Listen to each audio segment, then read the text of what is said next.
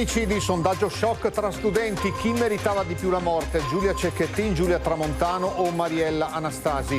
Omicidio di Castelfranco, giallo sulle armi per l'avvocato. Il gruppo numeroso aveva oggetti che vanno identificati. Adunata degli alpini che entra nel vivo, migliaia di penne nere già a Biella, in corso le ultime partenze. Biella 2025, questa sera la festa alpina, domani tutto lo sfilamento in diretta su Rete Veneta. Spunta il nome di Riccardo Poletto per le elezioni regionali. Sono a disposizione, dice l'ex sindaco di Bassano. L'erba cresce, i cittadini si lamentano, a San Vito non si fanno sfalci da mesi, situazione insostenibile. Marostica, proseguono i lavori di pulizia di fossi, canali e torrenti invasi dalla vegetazione infestante. Festa della mamma, Tezze sul Brenta, in piazza una statua e i pensieri dei bimbi dell'asilo su un albero. Proseguono i lavori per la casa di comunità Don Bortolo Pietrobelli a Carmignano di Brenta.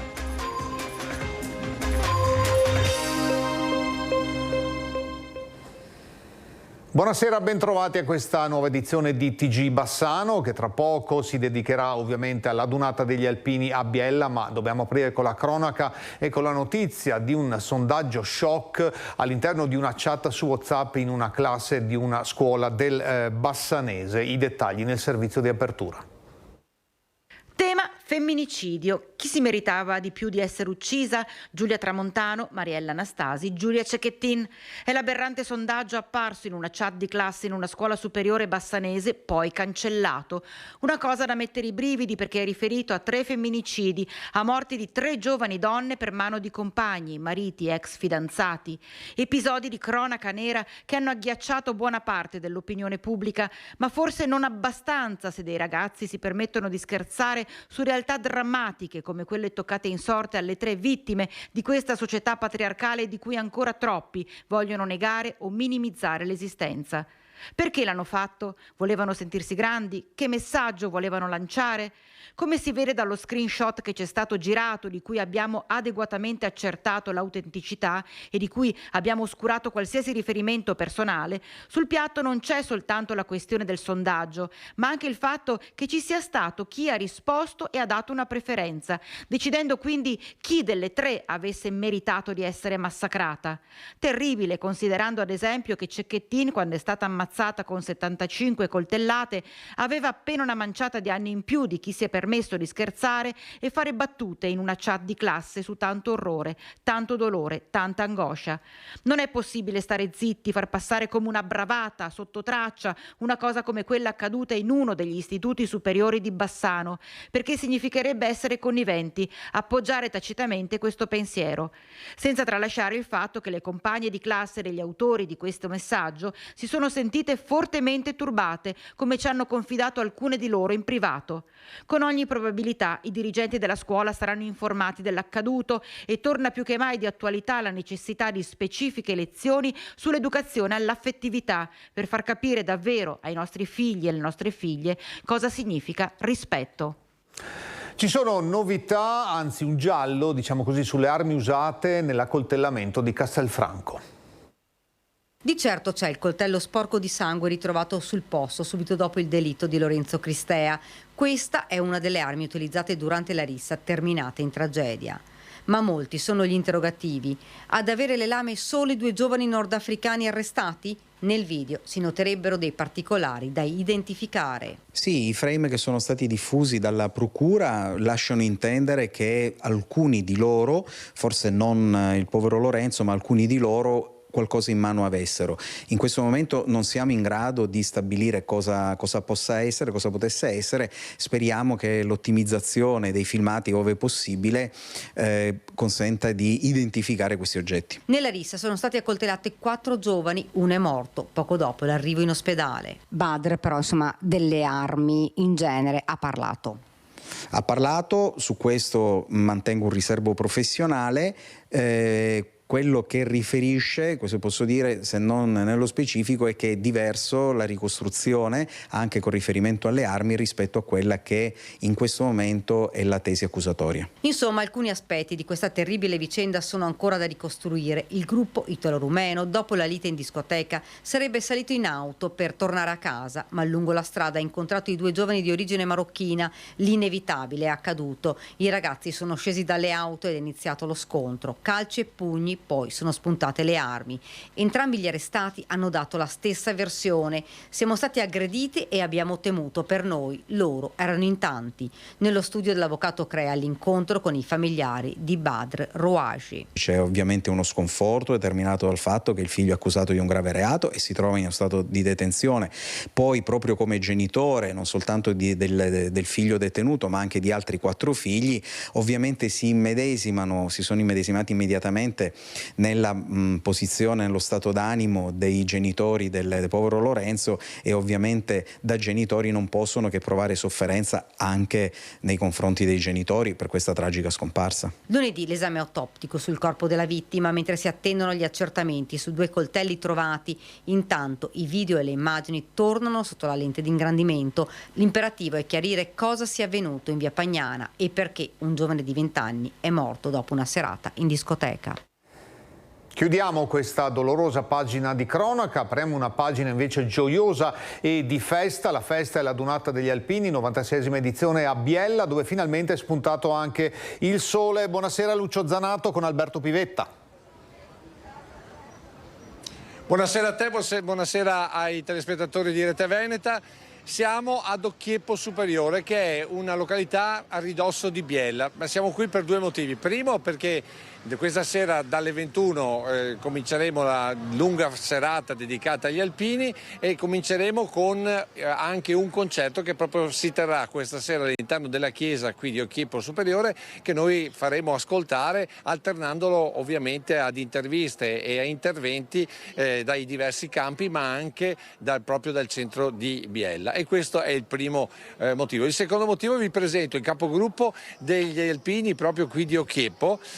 Buonasera, e di cognome Fazzanin e di nome Emanuele, perché le origini sono venete. Sì, io ho 4 nonni, come tutti, 2 della provincia di Padova e 2 della provincia di Rovigo. I nonni paterni sono della provincia di Padova, esattamente di Monselice, e quindi si sono trasferiti qui negli anni 50, e sia mio papà che anche i miei zii sono comunque già nati qua in terra biellese, ma il Veneto nostro il sangue nostro è veneto al 100%. Ecco perché va detto che una delle particolarità qui di Biella è che nel corso degli anni, vuoi sfollati dalla Grande Guerra, vuoi anche con l'alluvione del Delta del Po nel 66, si sono trasferiti qui. Esatto. E qui hanno trovato da lavorare. Sì, qui hanno trovato da lavorare tantissimi veneti. C'è stata una prima ondata di veneti, dopodiché ci sono state altre ondate di cittadini italiani di altre regioni. Qui il lavoro era veramente tanto, e soprattutto, come sapete, il biellese è stato legato al tessile per tantissimi anni. Vuoi anche per la quantità di fiumi e torrenti necessari ad alimentare le fabbriche, perché non dimentichiamo che per la lavorazione dei tessuti serviva molta acqua. Il biellese ne è veramente abbondante ancora oggi, e quindi si prestava proprio alle industrie manufatturiere. Insomma, lei è un esempio pratico di integrazione. Sì, anzi, prima di me ovviamente i miei nonni, che si sono integrati benissimo con la realtà, e poi anche i miei genitori. Ecco, e qui voi avete sostanzialmente abbracciato veneti e trevigiani, perché praticamente su 2000 abitanti 900 sono alpini che sono arrivati adesso. Sì, sì, il paese è piccolino, abbiamo al momento ospiti, come dicevi, circa 900 alpini di sezioni non solo del Veneto, anche qualcuno della sezione di Cuneo, qualcuno di Pordenone, Palmanova, Brescia e Bergamo. Grazie al nostro capogruppo. Allora adesso noi entriamo dentro qui, perché con Viola Nardi, che con la detta stampa dell'Ottetto, presentiamo il programma di questa sera. Questa sera dalle 21 trasmetteremo il concerto che ci sarà qui all'interno della chiesa. E cosa sentiremo? È un programma che ruota attorno alla speranza. Saranno canti di speranza, canti di gioia, canti di pace, e se volete entrare i miei ragazzi stanno già provando. Ecco, allora noi le ultime immagini te le diamo, Mirko, con le prove dell'Ottetto che sentite, e poi a te la linea.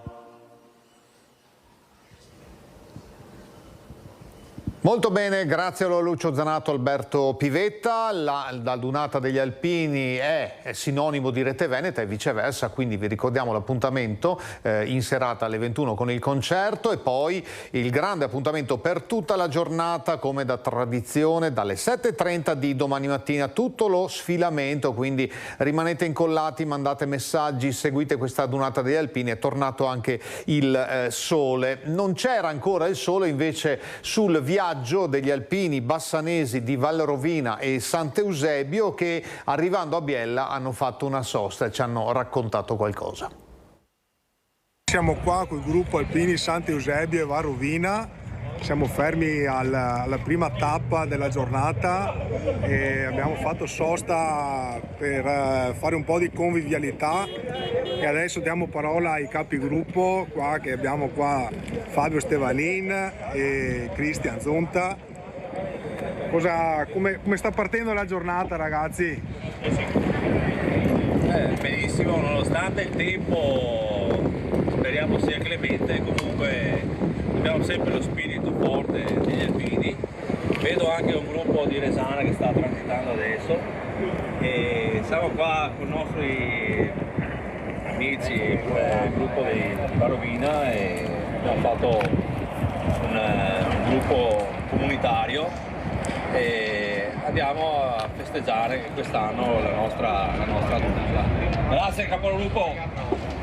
E siamo pronti per Biella, per la Dunata della città del presidente Verona e sempre insieme a Sant'Eusebio siamo un bellissimo gruppo e che il nuovo Papa ce la mandi buona.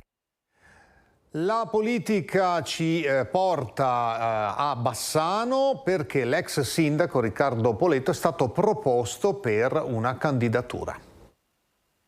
Verso le regionali che si dovranno svolgere entro il prossimo 23 novembre per il centro-sinistra spunta il nome di Riccardo Poletto, già sindaco di Bassano del Grappa, che oggi occupa un posto in consiglio comunale nell'opposizione, un'idea che l'ex primo cittadino non disdegnerebbe. La cosa mi onora enormemente perché pensare di poter essere la persona che riesce a coagulare un'area vasta di forze politiche e di consensi in vista di un ruolo così importante ovviamente è motivo di gratificazione.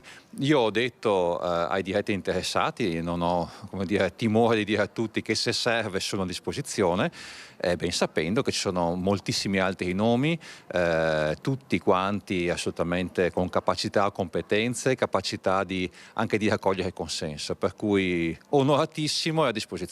Come vede queste ormai prossime regionali? Beh, allora intanto abbiamo una data finalmente, un arco temporale insomma in cui fissare una data. Questo penso che imprimerà un po' di accelerazione a tutte le fasi preparatorie. Finisce un'epoca Zaia che insomma è stata molto importante per la nostra regione e se ne aprirà un'altra. Io credo che pur valorizzando quello che è stato fatto in questi anni, forse è stato propagandato molto più di quello che poi realmente è stato realizzato, ma soprattutto il Veneto rischia di perdere posizioni sia dal punto di vista di sviluppo economico sia dal punto di vista di servizi che fino a qualche anno fa erano di alta, buona qualità, penso soprattutto alla sanità pubblica, e oggi mostrano dei segni di carenze, di lungaggini rispetto alle quali i cittadini se ne accorgono e anche non lesinano critiche o segnalazioni. In città in queste ore c'è stato il crollo di un edificio da tempo abbandonato. Siamo in quartiere San Marco a Bassano, alle porte del centro storico. Le immagini sono arrivate da un telespettatore che ringraziamo. La via è via Favero, non distante dalla sede del gruppo Alpini. Si è sentito il crollo, sono stati avvisati appunto della situazione i vigili del fuoco e anche il comune. Il crollo non ha interessato persone direttamente, ma adesso le autorità preposte interverranno prima possibile. Restiamo a Bassano per un tema di stagione, gli sfalci dell'erba che non si fanno. Ad ogni stagione la sua segnalazione. È tipica di questo periodo dell'anno quella che riguarda le erbacce e i mancati sfalci. A Bassano del Grappa, in via Cunizza da Romano, denuncia un nostro telespettatore, il taglio non avverrebbe addirittura dal 2024. Abbastanza vergogna, commenta, precisando che l'erba supera abbondantemente il metro. È la strada che si collega con Romano Dezzelino, della quale ci eravamo già occupati in passato. Sempre in quartiere San Vito, via Monte Rombon, la situazione è analoga.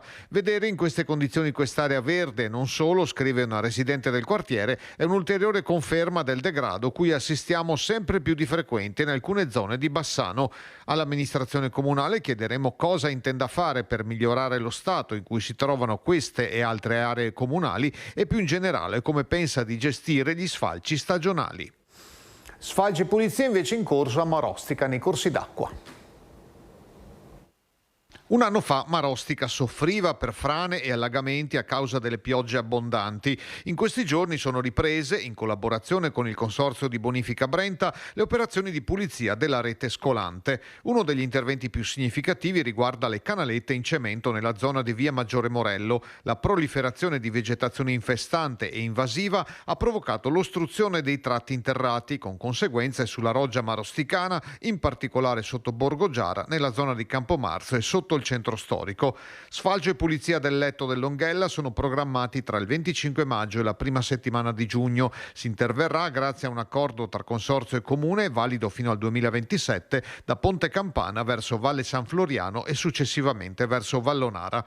Con il servizio forestale sono in corso importanti operazioni di espurgo e risezionamento delle rogge secondarie a Valle San Floriano, dove in alcuni casi i depositi superano il metro. I volontari Amici del Verde continuano a mantenere in ordine la pista ciclabile di Vallonara e anche il tratto che corre su Longhella. Festa della mamma, seconda domenica di maggio, vediamo come si festeggia a Tezze sul Brenta. Sono stati i piccoli alunni delle 3 scuole dell'infanzia di Tezze sul Brenta, Vittoria Albertoni, Madonna della Salute e Rosa Mistica, a dare vita ad un momento speciale in piazza dedicato a tutte le mamme. A Tezze sul Brenta amiamo veicolare i messaggi importanti attraverso le opere d'arte, attraverso la cultura, e abbiamo voluto creare questo momento con tutti i bambini assieme all'assessore Martina Savio per dare lustro all'amore, l'amore è quello più importante, che è quello nei confronti delle nostre mamme. La scultura madre, realizzata in polistirene estruso dall'artista Ferruccio Tessarollo, esprime amore, protezione e sacrificio. Il materiale non è lucido perché si vede la sofferenza, tra quel materiale si forma la sofferenza della scultura del bambino, della madre. Accanto alla scultura gli stessi bambini hanno appeso messaggi e pensieri. Alle mie spalle un albero speciale, un albero di messaggi per la mamma, tanti cuoricini preparati dai bambini. Quest'albero ha un valore molto prezioso perché vuole raccontare il valore e l'importanza che ha la mamma per i nostri bambini. Da Tezze in Germania invece si sono fatte onore le ragazze e un ragazzo di una squadra di cheerleading.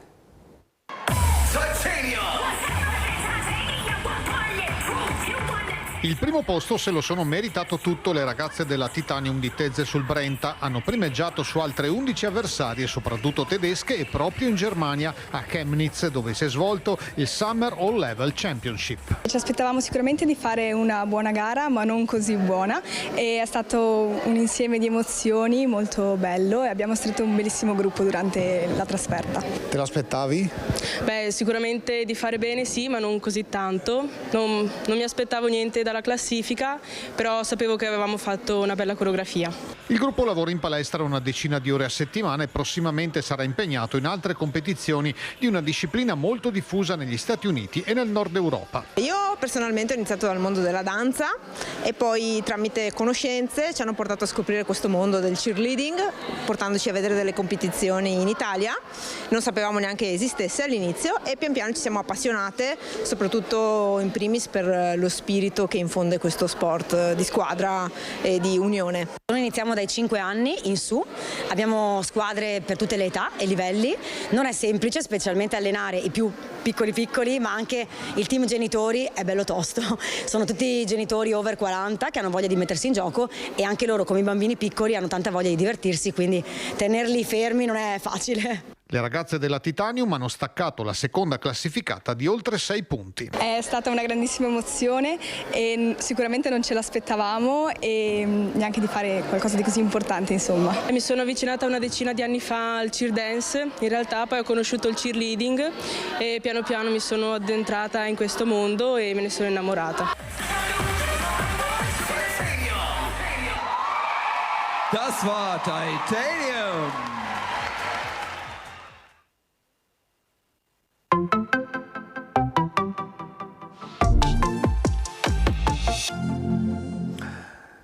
A Carmignano di Brenta proseguono i lavori per realizzare una nuova casa di comunità.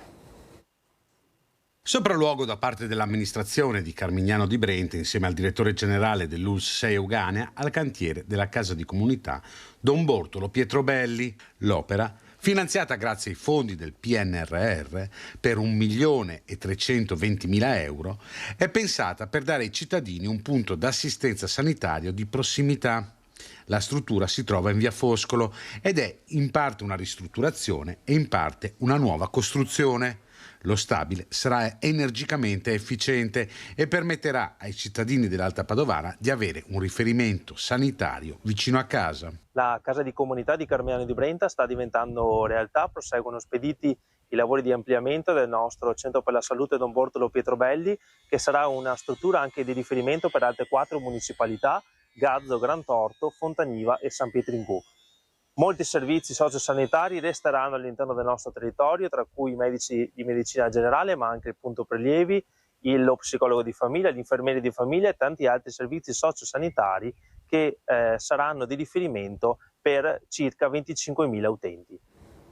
Appuntamento alle 21 con la diretta da Biella, il concerto Lottetto per l'adunata degli alpini, poi domattina dalle 7:30 il lungo sfilamento di tutte le penne nere per la 96esima adunata nazionale. Con questo è tutto per il TG Bassano, grazie per averci seguito. Dopo la sigla, come sempre, le previsioni del tempo. Buon proseguimento.